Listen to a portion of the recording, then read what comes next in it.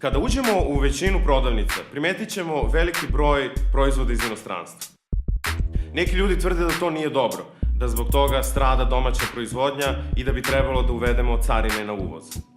Zagovornici carina inače smatraju da će usled povećanja cene uvoznih proizvoda domaća proizvodnja da raste, a da će to da doprinese i novim investicijama i zapošljavanju.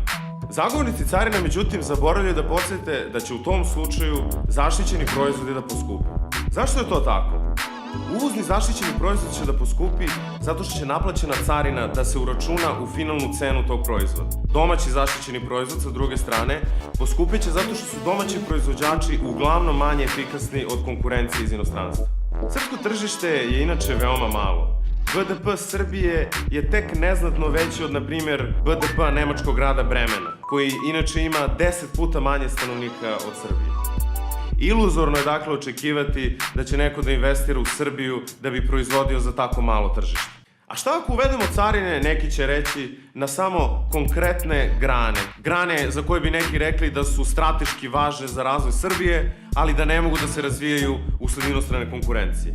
Da li je moguće da neki političar, državni birokrata, jasno prepozna pobedničku granu koja bi trebalo da se zaštiti i da se potom nesmetano razvija?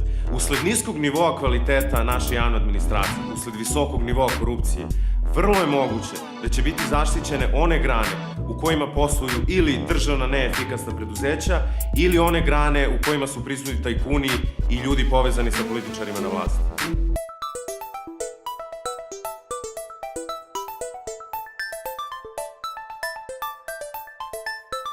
Tako se, na primjer, bez carinske zaštite razvila najuspešnija grana u Srbiji, IT industrija. Pažnja se posvećivala drugim nekim granama koje nisu ni izbliza tako uspešne kao IT industrija. Da bi došlo do rasta proizvodnje i izvoza, pre svega mora da se unapredi privredni ambijent Srbije. To trenutno nije slučaj.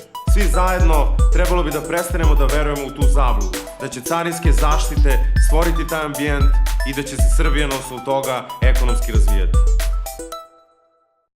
Ovo je bila 10. i poslednja epizoda video serijala Pop zablude. Sve epizode ovog serijala možete gledati na našem YouTube kanalu kao i na društvenim mrežama. Kako je bilo? Okej. Hm? Nije loše.